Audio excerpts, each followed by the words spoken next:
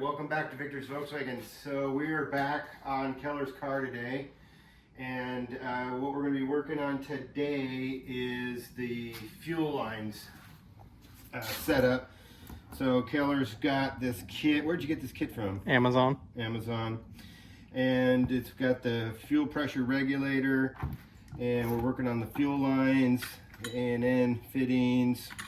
And then in the back here, we've got the tank that we're going to install.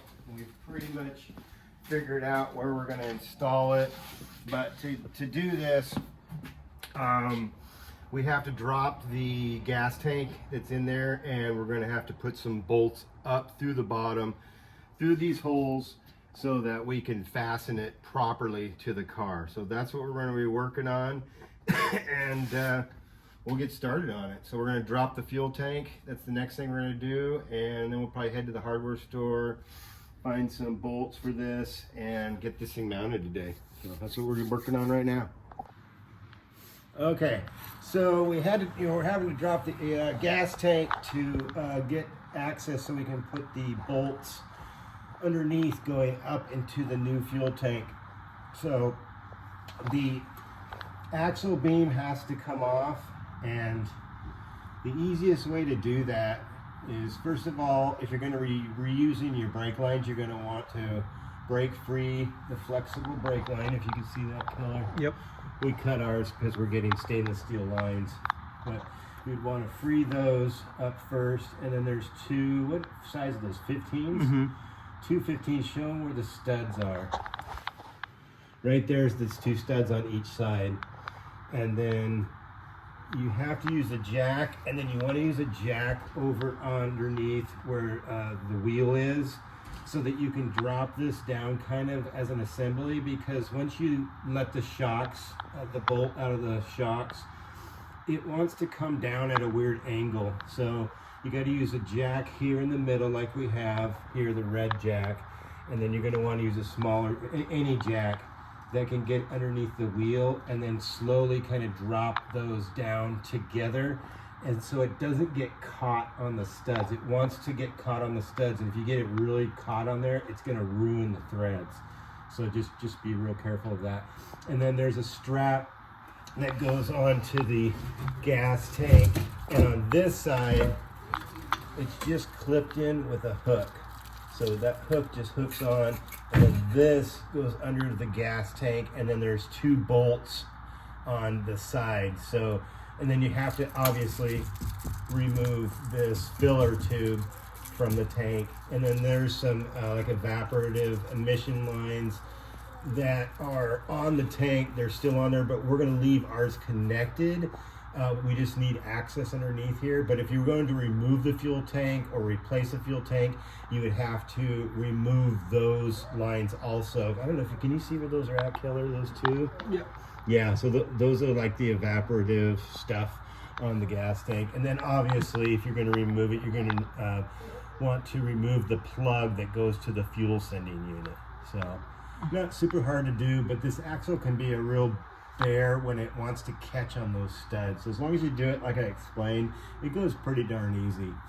So all right, we're going to run to the hardware store, get our bolts, our hardware to mount the new tank that is in the first part of the video, and then we're going to locate where we want to mount it. We're going to drill holes, and we'll get that sucker mounted up, and then we'll get all this put back up again. So we're going to head to the hardware store. All right, so we're back from the hardware store, and we're gonna go ahead and finally drill our holes, get the hardware mounted up, and then we're gonna pull the gas tank out, and Keller's gonna weld the bolts so that if we wanna remove the tank or do any work on the tank, we can actually just lift it off of the bolts, and they won't fall on top of the gas tank and then have to remove the gas tank again. So we got a 1/2-inch drill bit, and we got our fasteners, and we're going to go ahead and get going on drilling it out.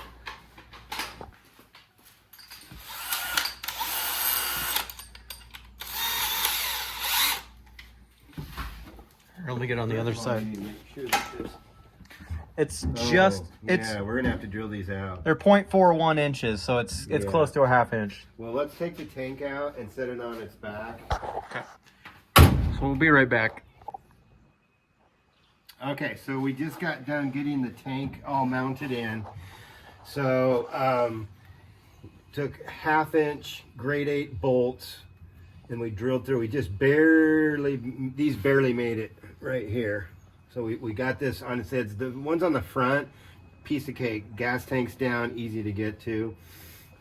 These were close, but they work just fine. And this thing is just solid as heck. You could roll this car and this thing ain't going anywhere. And that's what we wanted. And we also wanted it to be able to pass inspection if we go racing or drag racing. Sometimes in some racetracks, I think Keller, you were talking about one here in Oregon nearby, that if you don't have the correct hardware fastening these tanks down, they will not let you race. So we wanted to make sure we're going to be compliant. So with the pump, what we're going to end up doing is it's just kind of going to set up. We've got flexible aluminum lines that we're going to bend. You fill them full of sand, and then you can actually bend the line so that they're going to go over here into where it drops down right here, and then we're going to drill a hole here, and then we're going to go right along underneath the car where the old brake line channel is, and we're going to follow that all the way to the engine. And we're going to wire this up here with a ground, power. We got a fuel sending unit right here that came with this. So yeah, that's our setup right here. We'll link links to the parts that Keller bought, the A&N lines, this fuel pump. So that's kind of funny. We got this tank from a guy over near Redmond. And Oregon is about 150 miles from here. And it just happened to be this company, Evil Energy, and then Keller found the same company. And this was on Amazon? On Amazon. So Evil Energy, everything perfectly matches right up. Okay, so our next thing we're going to be doing, so tomorrow Keller gets the lines, the aluminum lines. We'll start running those tomorrow. What else are we doing today? Turbo lines and getting that. I guess we can do the brake lines tomorrow. And oh yes, we got to get the stainless steel brake lines in the rear. So we'll do a video of doing that, just showing where the fittings are and how those lines go back together. And then we'll also do a video of us getting the axle jacked back up and getting the lower shocks all assembled. So yeah, that's our next step. So we'll keep working on it. We'll keep filming. Okay, so we're back. So we got the tank installed in the back of the car, and we were working on these fuel lines. And I don't know if anybody's ever messed with any of these AN lines. They're a pain in the ass. So we tried many attempts, but we finally figured it out. And there's a couple hacks I've seen on YouTube. Basically what we ended up doing is wrapping this with painter's tape, blue painter's tape, cutting it with a grinding wheel, and then literally just shoving the tape into the fitting, and then cut the tape after we got this fitting all the way seated. We tried over and over again, and see, the problem with this is even when you tape it, a lot of the videos, they'll tape it with the painter's tape or electrical tape, cut it with a grinding wheel, which works great for cutting it, but as soon as you take the tape off, this stuff starts fraying like a mushroom in a matter of 30-40 seconds. So there's just a window to try to get it on, and it's a pain in the ass. I just saw a guy, though, we were trying to find some more hacks. He took a pair of, what were they, horse pliers? Yeah, horseshoe pliers. Something like that. And he crimped it with the tape on this way and then this way with the they're like bladed, it's like cutters, basically like cutters. And so he would do this about 3 times, this direction and then this direction, and then he creates a square. So when you pull the hose and you look at the cross section, it's in the shape of a square. And what he claims is that in the shape of a square instead of a circle, it doesn't fray. It doesn't start fraying apart. It holds it together and gives you enough time to get the fitting on.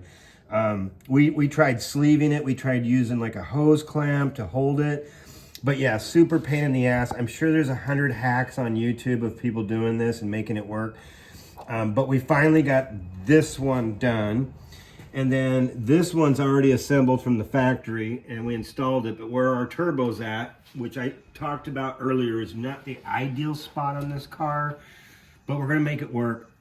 This was hitting the hood. So Keller went to town and cut all this out to clear this whole thing. Now it clears and the hood shut, so we should be good to go. So then tomorrow we're gonna get the stainless steel brake lines. We're going to get an adapter because our fitting, the oil return from the turbo to the oil pan, we need an adapter. We're going to get that adapter, and then we're going to install that. We'll film that, and then we'll also install putting the axle beam back on the car.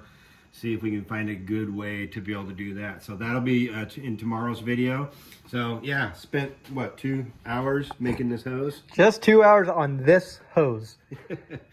Yeah, it is what it is. But Well, actually, no, that's not that hose. This is the first hose that I was practicing on. Yeah. yeah, Not the best. Use aluminum wrenches and soft drop vise, because yeah, that'll happen. So yeah, we'll be back tomorrow after coming back from the auto parts store, and we'll keep working. We'll film as much as we can. Thanks for being here today. Like and subscribe if you guys are liking the videos. Make comments. We want to hear your comments. Thank you.